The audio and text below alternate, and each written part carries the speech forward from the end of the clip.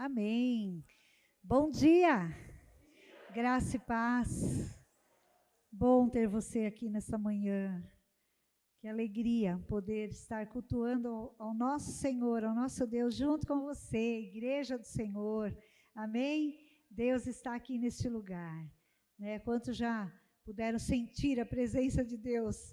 Nós estamos aqui desde cedo, desde as 8 da manhã, e já estamos sentindo esse agir sobrenatural do Senhor sobre a nossa vida, como é maravilhoso, né? Você está convidado a estar aqui todos os domingos, às 8 horas da manhã, para orar junto com a gente, né? O culto começa às 9 aqui, essa celebração, mas às 8 horas da manhã nós já estamos aqui, orando, intercedendo. Isso não é só para o Ministério do Louvor, isso é para toda a igreja. Então, você é nosso convidado de estar aqui para ouvir desde cedo a voz do Senhor. Amém?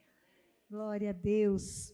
O nosso tema hoje da palavra é exemplo a ser seguido. Nós temos falado desde domingo passado sobre que livro mesmo? Vamos ver quem lembra?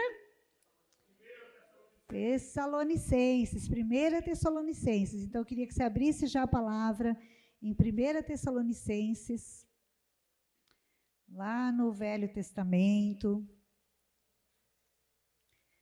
E os nossos irmãos vão projetar aqui também, para quem não está com a Bíblia.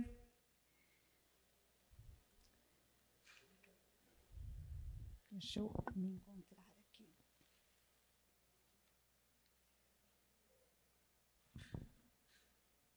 Já acharam aí?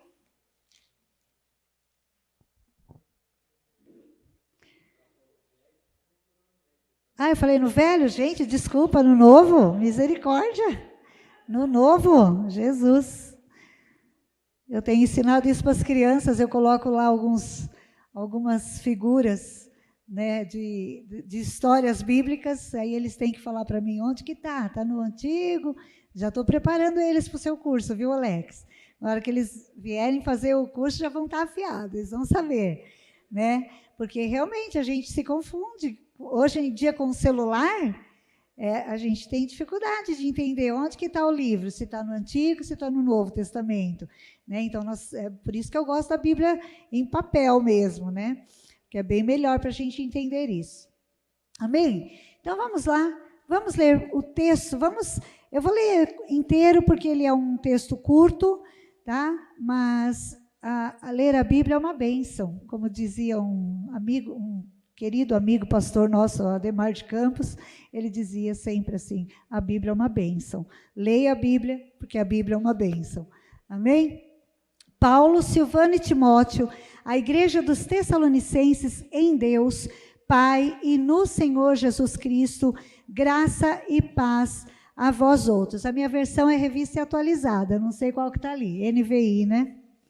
Se quiser mudar para igual a minha, é revista atualizada.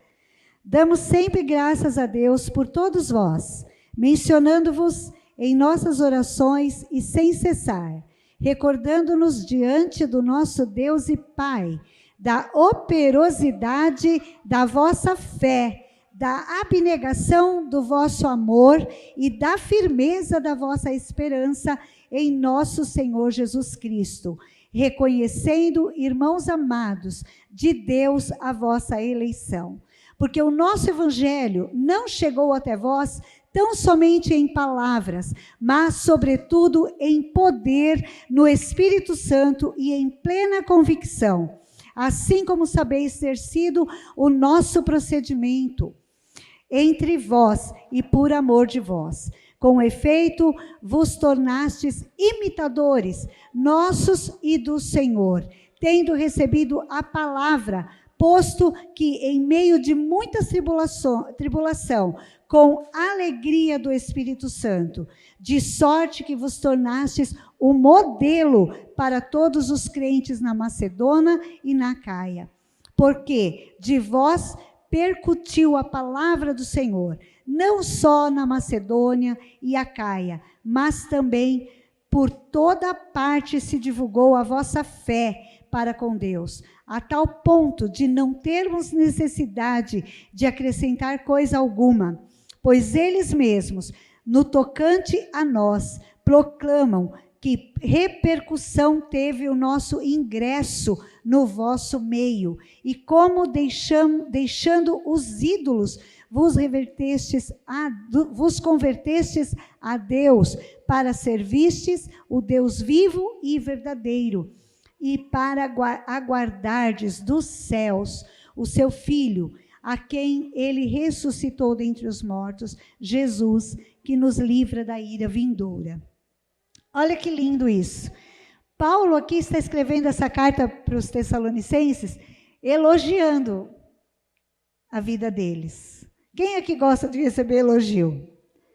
Eu gosto. Não é gostoso você ser elogiado?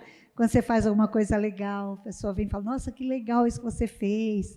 Quando você está bonito, a pessoa fala, ai, como você está bonito. Quando você está cheiroso, ai, como você está cheiroso, cheirosa. É gostoso receber elogio.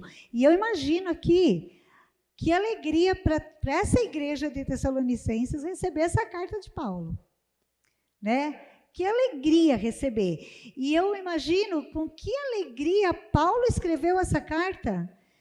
É como um pai elogiando os seus filhos. A gente, como pai, a gente não gosta que os filhos façam coisas corretas, coisas certinhas para a gente elogiar.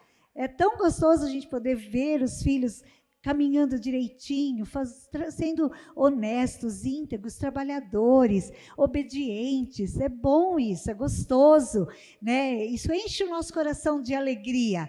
Então, imagina o coração de Paulo, vendo essa igreja. Ele se encheu de alegria e ele escreveu essa carta elogiando essa igreja. E aí eu tirei aqui, desse texto, eu quero falar sobre 3 características da igreja de Tessalonicenses. Primeira, era uma igreja cheia de fé. Segunda, ela era uma igreja cheia de amor. E terceiro, era uma igreja cheia de esperança. 3 pontinhos, 3 características. Fé, amor e esperança. Repete comigo. Fé, amor e esperança. Simples assim. Fé, amor e esperança. E ela é uma igreja que ela nos ensina. A palavra de Deus diz aqui que quando o evangelho chegou nessa cidade, eles receberam o evangelho com alegria. Quando Paulo chegou lá, levando a mensagem da cruz, falando do amor de Jesus, eles receberam isso com muita alegria no coração, com muita sede, com muita fome. Eles receberam essa palavra. E a transformação na vida deles foi imediata. A palavra de Deus diz aqui nesse texto que a gente acabou de ler, que eles mudaram as práticas antigas, eles mudaram de vida, eles receberam o evangelho e houve uma mudança na vida deles, no comportamento deles. Eles abandonaram as práticas antigas, eles abandonaram os ídolos, eles abandonaram os pecados. Teve uma mudança. Porque na nossa vida deve ser assim, quando nós temos um encontro com Cristo, tem que haver uma mudança de vida. Tem que haver antes de Cristo e o depois de Cristo, tem que ter uma marca, e essa marca teve na vida desses irmãos. E por causa disso, eles sofreram grandes perseguições. Eles sofreram aflições, eles sofreram prisões. Eles foram perseguidos por causa do amor a Cristo, por causa da mudança. O que muitas vezes acontece conosco, quando nós mudamos de vida, as pessoas vêm apontar o dedo para nós, elas vêm nos questionar, elas vêm nos afrontar, não é mesmo? Enquanto você está vivendo uma vida toda torta, toda no pecado, toda na lama, ninguém fala nada. Ninguém fala nada. Mas quando você muda de vida, as pessoas já começam, mas agora você é santinho, agora você é isso, agora você vai levar o dízimo lá na igreja para o pastor, agora você vai dar dinheiro para o pastor. As pessoas falam isso, né? Porque antes a pessoa estava lá, gastando com drogas, com bebidas, com mulherada, aí ninguém falava nada.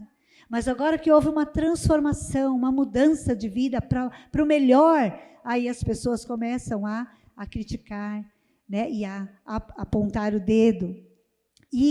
Mas esses irmãos de Tessalonicenses, eles não se deixaram levar por isso. Eles ficaram firmes no propósito deles. Eles não se abateram e eles continuaram a passar adiante aquilo que eles tinham recebido. Eles se tornaram propagadores do evangelho. Eles se tornaram evangelistas e eles se tornaram exemplos, modelo de vida para todas as pessoas, para as cidades vizinhas. Eles começaram a ser modelo, né? A ser seguido. Por isso que eu coloquei ali o exemplo a ser seguido, porque eles são exemplos para nós nos dias de hoje, de como nós temos que viver a nossa vida, de como nós temos que viver a vida cristã. Amém? Então, o primeiro ponto aqui é a fé. Deixa eu só pedir para alguém trocar essa água, que eu acho que essa água é da semana passada, por favor. Obrigada, Aninha. Então, a fé, a esperança e o amor são 3 dons, isso são dons de Deus, que são essenciais para a vida do cristão. Nós não podemos dizer que somos cristãos se não houver na nossa vida fé, amor e esperança. Isso é a marca do cristão, é a marca do povo de Deus, né? São os dons que caracterizam o povo de Deus como povo de Deus. Deu para entender? Esses 3 dons são 3 dons que caracterizam o povo de Deus como o povo de Deus. Que as pessoas vão olhar para nós e vão falar: este é de Deus, este é o povo de Deus, esta igreja é de Deus. Porque às vezes até a igreja nós olhamos e você olha assim: essa igreja não é de Deus não. Né? Às vezes a gente tem que avaliar e falar: opa, essa igreja não está andando bem segundo as escrituras. Né? Porque existem, infelizmente existe no mundo N igrejas, N placas, né? Mas o importante na nossa vida é seguir o exemplo do cristão, do exemplo de Cristo, viver como Cristo, uma vida de fé, de esperança e de amor. Obrigado, Carlinha. Olha que linda essa menina, gente. Falei para ela: olha, você está linda hoje. Gata. Então, eu queria que você abrisse a palavra agora, lá em Romanos, no capítulo 5, versículo 2 e 5.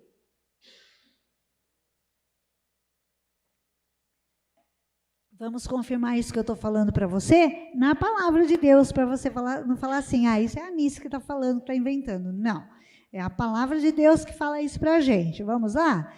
Romanos 5, versículo 2 ao 5. Por intermédio de quem obtivemos igualmente acesso pela fé, a graça na qual estamos firmes, e gloriamo-nos na esperança da glória de Deus. E não somente isso, mas também nos gloriamos nas próprias tribulações, sabendo que a tribulação produz perseverança, a perseverança, experiência, e a experiência, esperança. Ora, a esperança não confunde, porque o amor de Deus é derramado em nosso coração pelo Espírito Santo que nos foi outorgado, que nos foi dado. Então, queridos, a palavra de Deus confirma isso aqui, que nós temos que andar nesses 3 dons: fé, esperança e no amor, né? Por quê? Porque isso foi nos dado pelo Espírito Santo de Deus. Esses dons foram dados, foram derramados na nossa vida pelo Espírito Santo de Deus. Como nós aprendemos aqui quarta-feira, nós somos formados de 3 partes, né?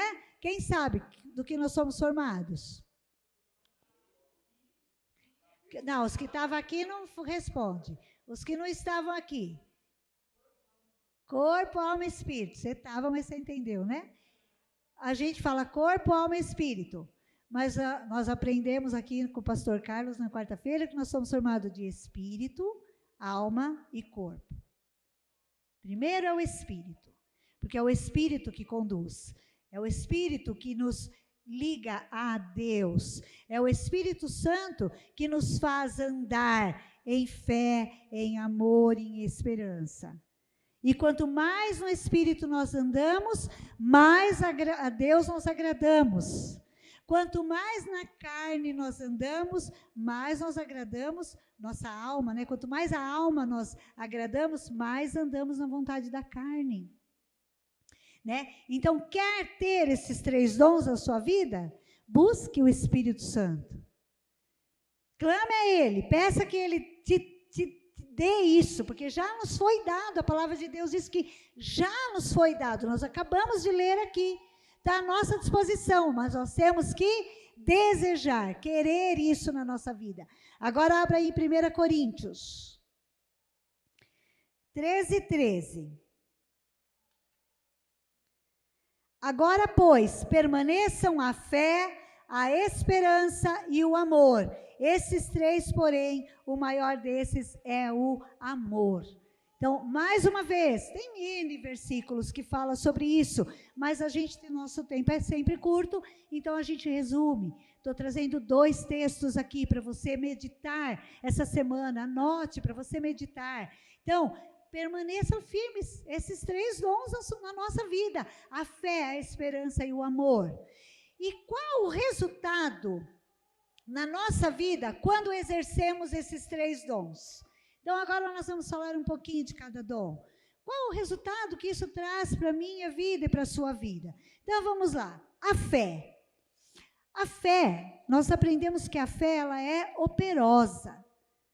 Porque a palavra de Deus diz que a fé sem obras é morta.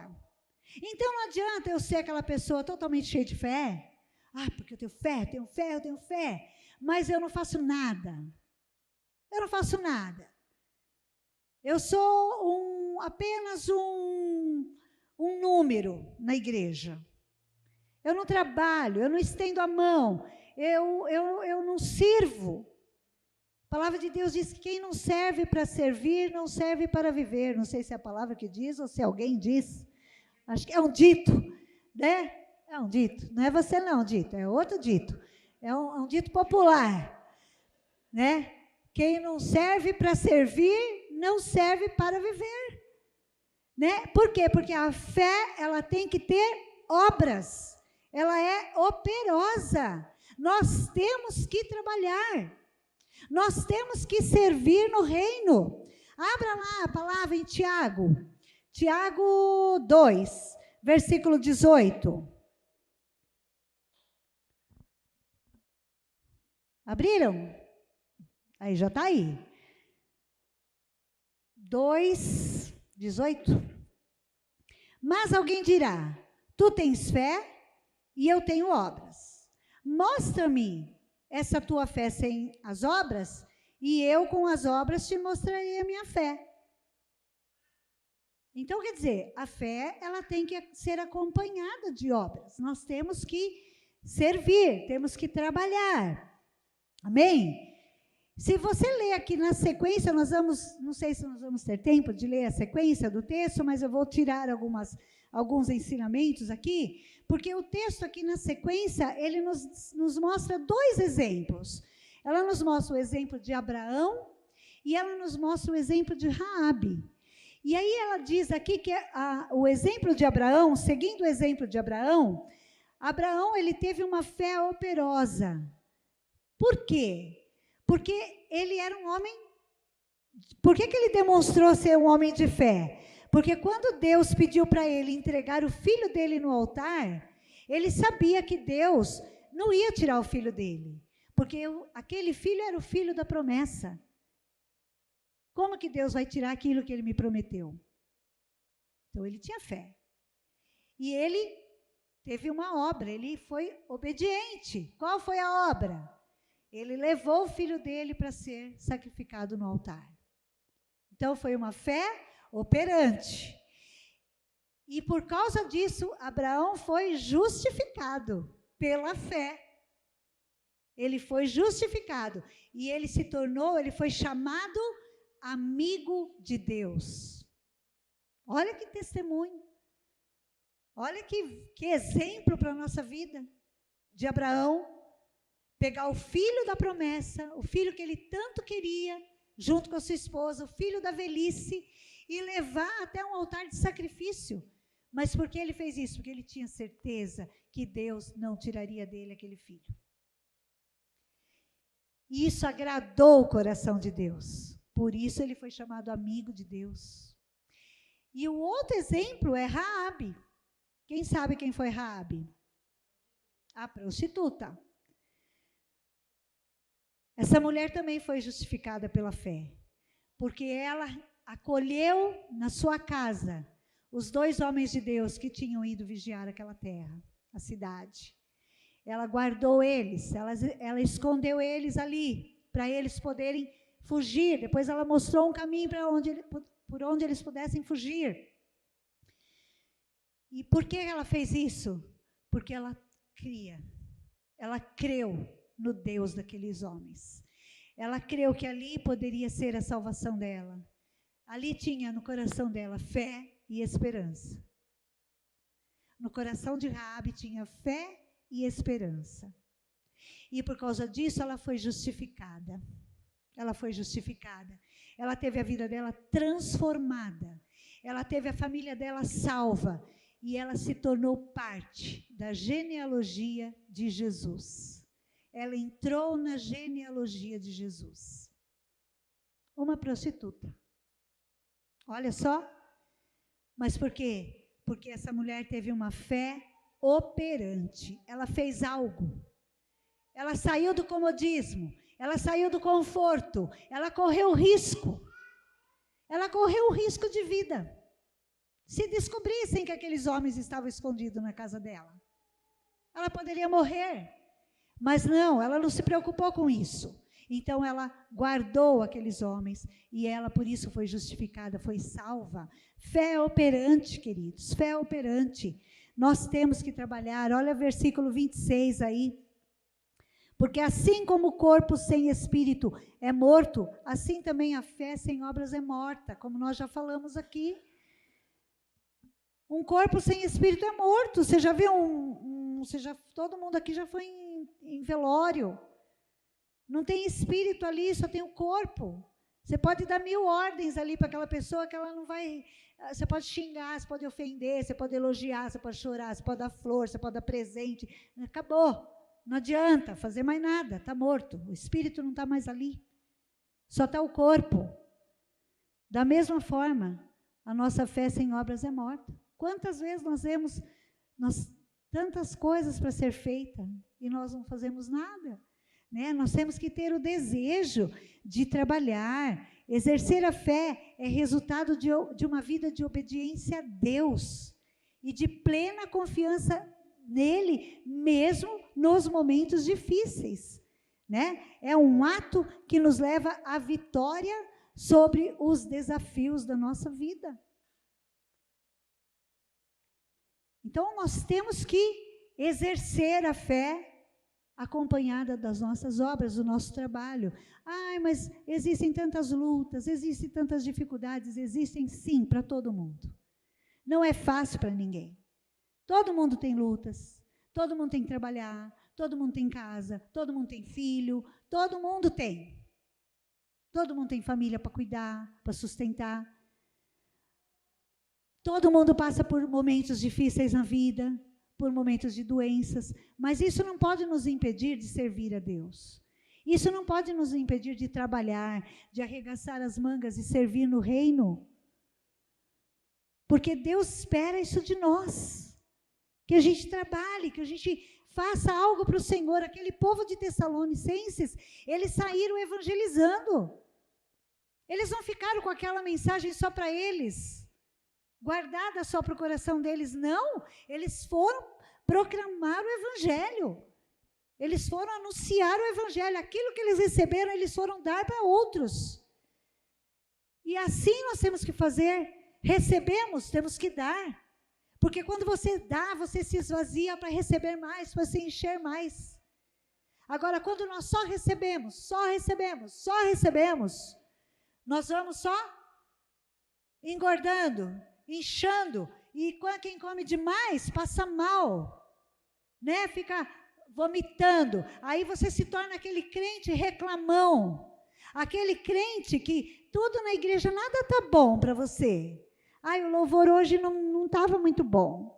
Ai, a palavra hoje da pastora, ai, meu Deus, que tédio. Ai, porque aquele irmão, meu Deus. Aí você começa a olhar e só ver defeito. Por onde você olhar, porque defeito todo mundo tem. Nós temos sim defeitos. Se você olhar, você vai achar 1000 defeitos. Mas quando você está com o seu coração cheio de Deus, você vai ver as qualidades. Nós vamos ver aquilo de bom que está sendo feito. E vamos querer fazer também. Né? Então, queridos, não podemos só receber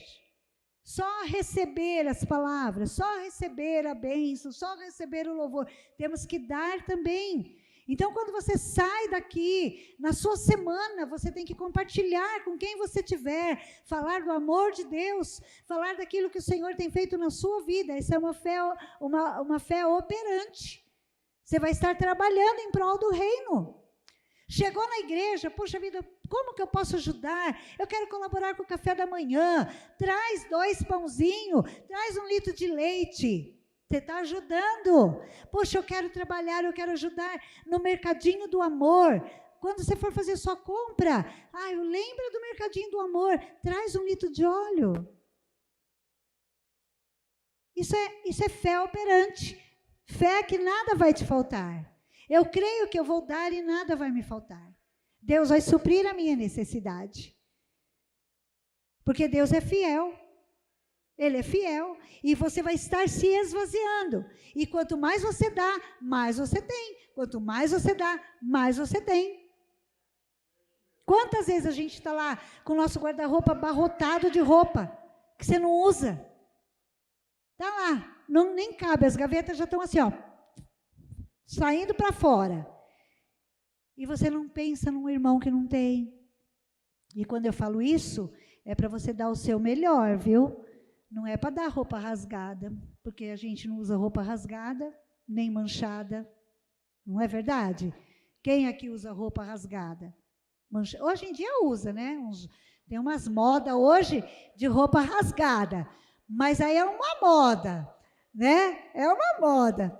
Mas assim, quando eu falo rasgada, é rasgada de descosturada nas laterais. A gente faz o nosso melhor, a gente dá o nosso melhor. Roupa desgastada. Aquilo que não serve para você usar, não serve para outra pessoa usar também, então joga fora. Queridos, eu falo isso, parece que é brincadeira, né? Mas a gente, quando faz bazar aqui, nós arrecadamos roupas. E nós fazemos uma seleção dessas roupas para ir para o bazar, para serem vendidas por R$1, R$2. E eu falo a verdade para vocês. A gente joga fora sacos assim, ó, de roupa. De 5 a 6 sacos de roupa sem nenhuma condição de uso. Nenhuma condição de uso. Que não dá para dar, nem para dar. Nem para dar. Nós vimos lá no Rio Grande do Sul doações que foram para lá. Que, gente, chinelo arrebentado. Quem que usa um chinelo arrebentado? Que isso? Não é descarte. Doação não é descarte. Você fala, não tem lugar para pôr aqui na minha casa, vou mandar para a igreja. Não. É o melhor. É dar o seu melhor. Eu lembro uma vez, deixa eu ver aqui que eu tenho que correr, mas uma vez eu estava... A gente já tinha feito a seleção das roupas para o bazar. Estava tudo pronto, já estava tudo preparado. E no dia do bazar chegou um irmãozinho, que ele vive sozinho, com um filho. Nem sei se ele está aí hoje, não está. E ele chegou com a sacola, com as roupas, e eu pensei assim, meu Deus, que eu faço agora? Eu não sei como estão essas roupas. Eu vou ter que pegar essa sacola e mexer agora na frente dele e pôr aqui. E se essas roupas não estiverem em estado legal, o que eu faço? Aí, peguei a sacola, abri a sacola. Quando eu olhei, as roupas estavam impecáveis. Pensa que parecia a roupa da loja. Sabe camisa masculina? Passadinha, cheirosinha, dobradinha, linda. Eu falei, gente, que exemplo, que exemplo. Queria que todo mundo visse essa sacola, essa roupa. Sabe? Linda. Então é assim, é o melhor. Faz o melhor. Não faz de qualquer jeito. Faz o melhor. Porque isso agrada o coração de Deus. Amém? E eu tenho que correr. Vamos para o amor. Vamos para o amor. O amor desse povo de Tessalonicenses era um amor altruísta. Como diz a palavra abnegado. Nice, que palavrão, o que é isso? Amor abnegado. Amor altruísta é aquele amor que você faz algo para alguém sem esperar nada em troca. É aquele amor que você visa mais o bem-estar do outro do que o seu próprio bem-estar. Difícil amar assim, hein? É difícil amar assim? Mas é esse o amor que nós temos que ter. Lá em 1 Coríntios, ainda, você já está aí? Não, nós somos para Tiago, né? Volta lá em 1 Coríntios 13, versículo 5. Diz assim: não se conduz inconvenientemente, não procura os seus interesses, não se exaspera, não se ressente do mal. Está falando do amor. Quem ama não procura os seus próprios interesses, não se ressente do mal. Sabe, a gente precisa parar de ser aquele povo mimizento, sabe, aquele povinho cheio de mimimi. A gente tem que amar, sem esperar nada em troca. Eu tenho que fazer algo pelo irmão, sem esperar nada em troca. Fazer porque eu amo, fazer porque eu quero, porque isso faz bem para mim. Quando eu dou, faz mais bem para mim do que para aquele que está recebendo. Sabe? Faz mais bem para mim do que para o outro. Porque quando a gente não faz, a gente fica mal. Pelo menos eu sou assim. Né? Até eu comentava ontem com o pastor Carlos, eles foram em casa ontem com o pai dele. Na minha casa sempre vem muita gente pedir. E eu sempre dou, né, bem? A gente sempre dá muita comida. Eu sempre, às vezes eu vou jogar, sobra uma mistura, vamos supor. Eu falo, nossa, ninguém vai comer isso aqui. Mas eu guardo, porque eu sei que alguém pode bater e pedir um prato de comida e eu vou ter para preparar um prato de comida. E aí sempre vem uma senhora, e uma vez ela veio me pedir uma coberta. E estavam uns dias de muito frio, mas muito frio mesmo. Aí eu fui lá no guarda-roupa, procurei uma coberta, dei uma coberta. Aí ela virou freguesa, porque aí toda semana ela estava em casa, e ela, me dá não sei o que eu estou com fome, e eu estou sempre lá dando. Aí um dia, recente, faz pouco tempo, eu cheia de coisa para fazer, meu Deus, cansada, cuidando dos netos, sem tempo, quase que não dá tempo de fazer nem comida para o meu marido, se bobear, né? E essa mulher vem, bem na hora que eu estou assim, né? Por aqui. Quando eu vi ela no portão, a minha paciência esgotou. Eu falei assim, fala. Já atendi ela grossa, né? Fala. Você tem um pão que eu estou com fome? Eu falei assim, não tenho. Eu falei assim, você não trabalha? Porque ela não é uma pessoa, ela é uma mulher forte, saudável. Eu falei, mas você não trabalha? Não trabalho, eu sou doente. Eu falei assim, mas você é doente, eu vejo você pela rua o dia inteiro. Você vive andando pela rua para cima e para baixo. Aí ela deu uma desculpinha, eu falei, desculpa, agora não tem. Aí ela foi embora. Ai, meu coração depois. Pensa no arrependimento. Pensa, aí eu fiquei, meu Deus, eu devia ter arrumado. Mas eu não tinha mesmo, gente. Eu não tinha, eu estava cheia de coisa para fazer. Aí não vi mais a mulher. Ela sumiu da área. E eu olhava para a rua, eu procurava a mulher. Vira e mexe, eu andava, eu ia lá fora. Eu falava, meu Deus do céu, não vi mais a mulher. Eu falei, Senhor. Aí eu fui orar. Eu falei, Senhor, me perdoa. Senhor, me perdoa. Se essa mulher era um anjo que o Senhor mandou na minha porta e eu neguei pão para ela. Senhor, tem misericórdia, me perdoa, Senhor, me ajuda, eu quero ver essa mulher de novo, eu quero saber que ela não era um anjo. Senhor, eu preciso ver essa mulher de novo. Aí, quando foi essa semana, Deus me mostrou a mulher, ela está aí. Vai ficar chegar que ela vai continuar batendo na tua porta.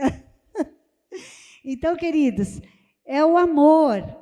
O amor, ele tem que ser nesse ponto de nos incomodar. Tem que nos incomodar. De alguma forma, tem que nos incomodar.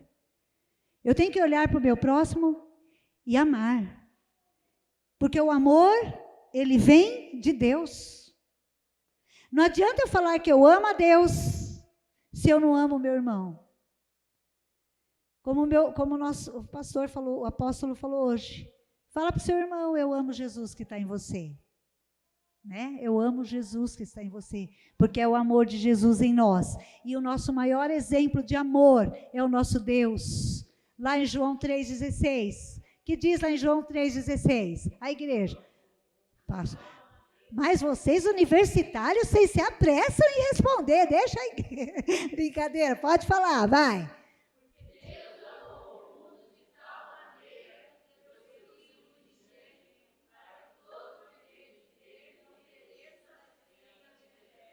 Olha o amor de Deus operante também. Ele deu o seu filho para morrer por nós. Para morrer no nosso lugar. Olha o tamanho do amor de Deus. Ele deu o filho amado dele para ser morto no nosso lugar. Querido, o mundo só vai ver que nós temos Deus na nossa vida quando nós amarmos de verdade.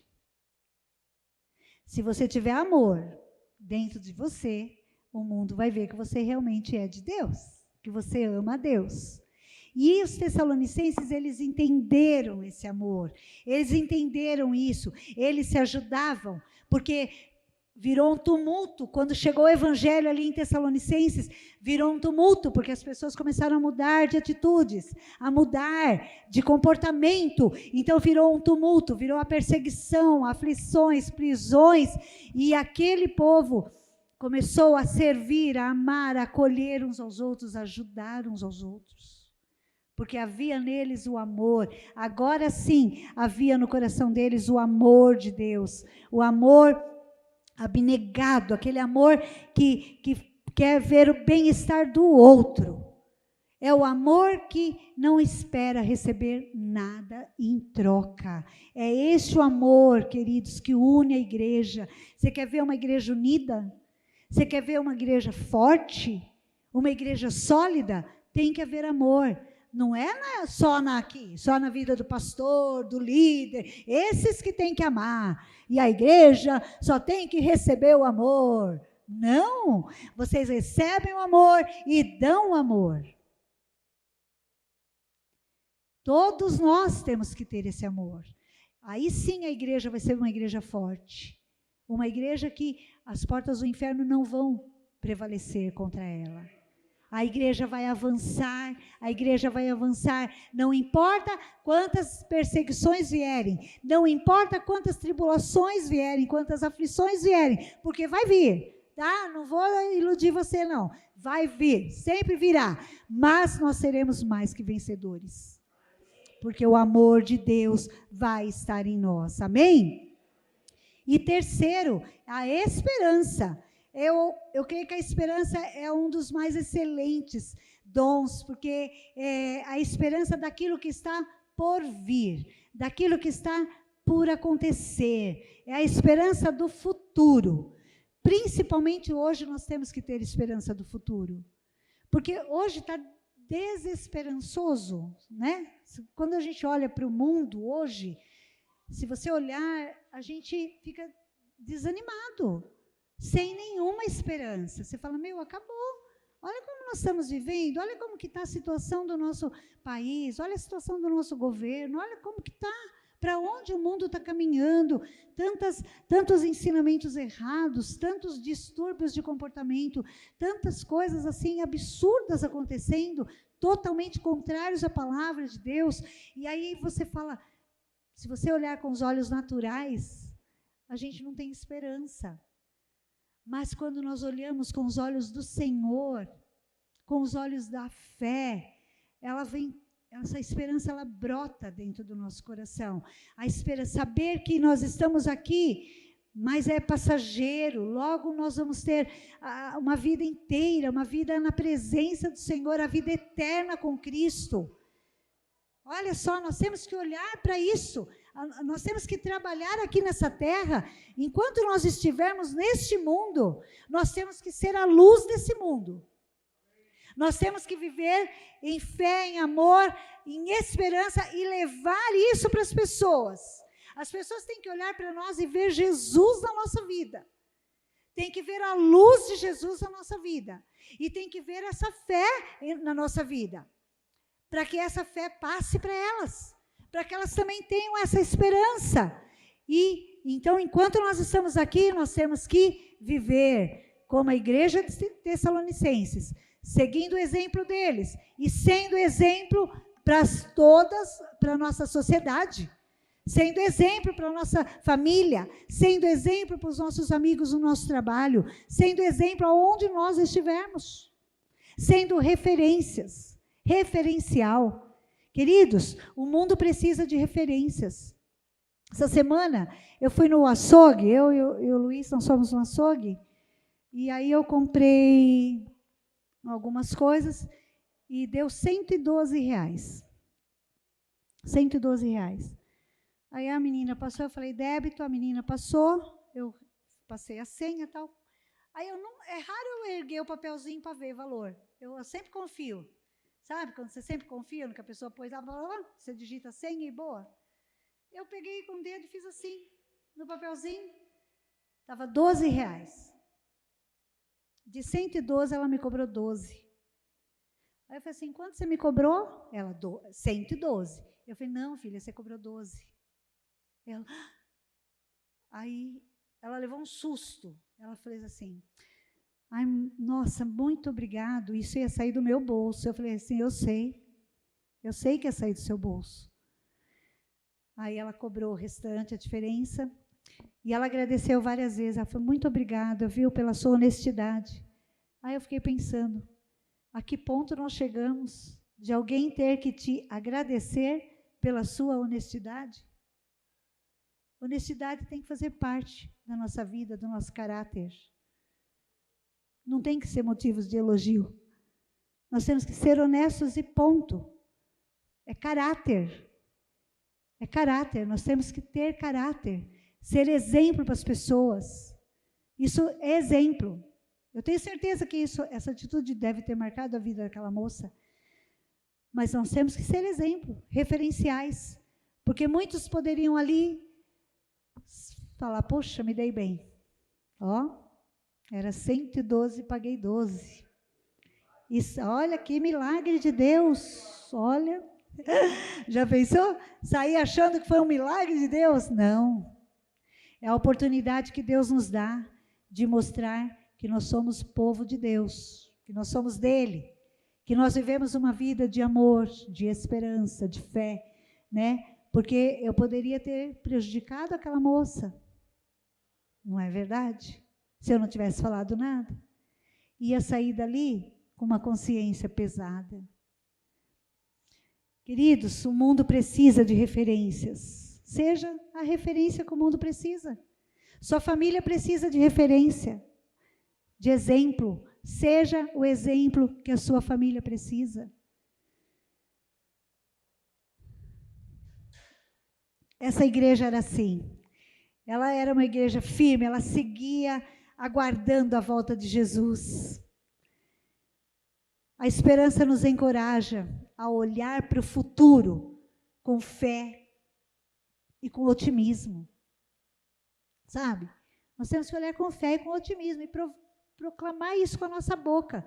Porque se a gente só proclamar derrota, mas não tem jeito, mas esse governo está terrível, olha como que está essa situação do país, olha, o Brasil acabou. Não, queridos, nós estamos declarando derrota.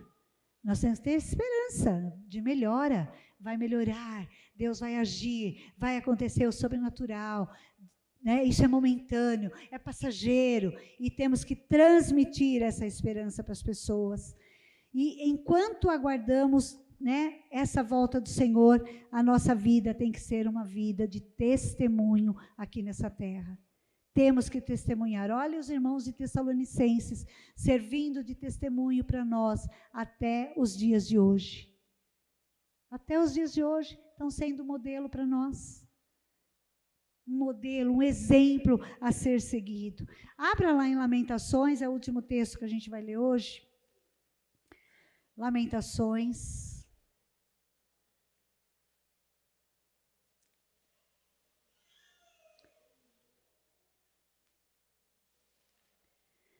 Lamentações 3,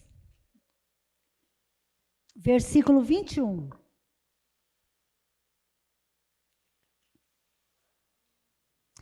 Quero trazer à memória o que pode me dar esperança. Pense aí no seu lugar. Quantas coisas Deus já fez por você? Quantos milagres Deus já te deu? Quantas bênçãos você já recebeu? Quantos livramentos o Senhor já te deu? Quanta provisão Ele já te deu? Quanta cura Ele já te deu? Traz a sua memória. Porque a nossa tendência, às vezes, é olhar só para o ruim. Só para aquilo que não está bom. Nós temos que olhar e trazer à nossa memória aquilo que nos dá esperança. Aquilo que nós já recebemos. A nossa libertação no Senhor. Ele nos livrou. Ele nos tirou do mundo de lamaçal de pecados. E nos trouxe para o reino dele de luz. Ele nos deu o Espírito Santo. Ele nos deu o amor dele foi derramado no nosso coração. A graça dele, para nos fazer caminhar, andar nesses dias, até a sua volta. Ele nos deu uma família, para amar, para cuidar. Seja grato, louve ao Senhor por aquilo que Ele já fez.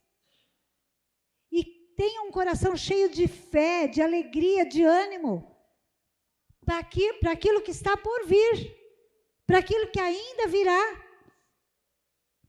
Use a sua memória para alimentar a sua fé e a sua esperança, pois aquele que te abençoou até aqui, vai te abençoar ainda mais. Cadê o Ministério de Música?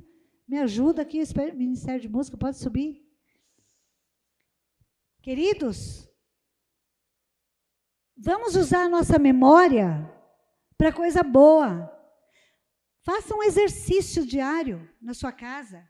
A hora que você perceber que você está pensando coisas ruins, para e vai cantar um louvor.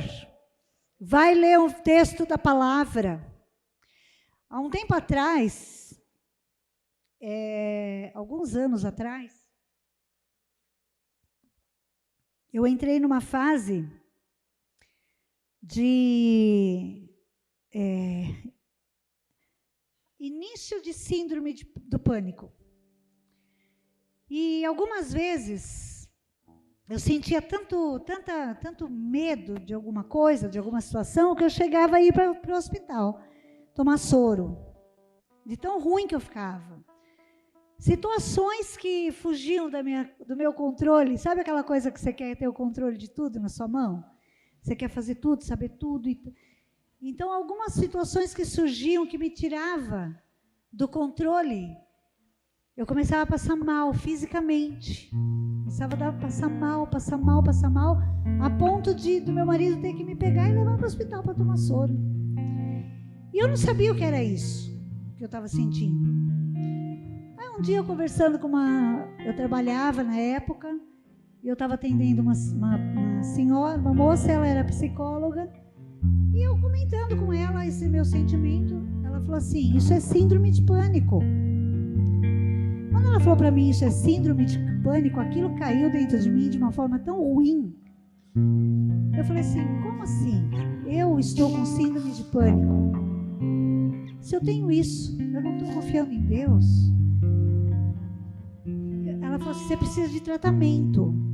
E eu pensei comigo assim: eu preciso de buscar mais a Deus. Eu preciso de buscar mais a Deus. E aí eu comecei a exercitar a minha memória, a minha mente, nesses momentos. Quando eu sentia que esse sentimento começava a querer vir e me dominar, eu ia para a sala e eu começava a orar. Eu começava a cantar. E eu começava a falar: Senhor, tem misericórdia de mim. Senhor, tira isso da minha vida.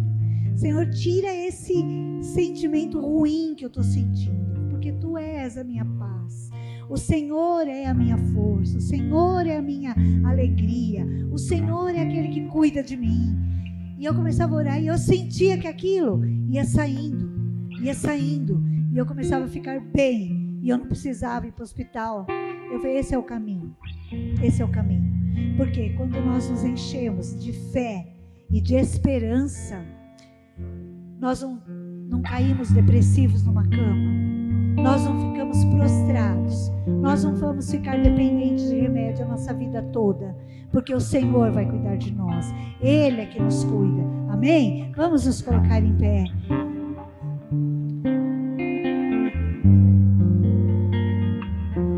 Nós vamos louvar ao Senhor, e que você possa estar meditando nisso que nós falamos. Nós vamos orar para que esses 3 dons do Senhor sejam manifestos na nossa vida. Quais são mesmo?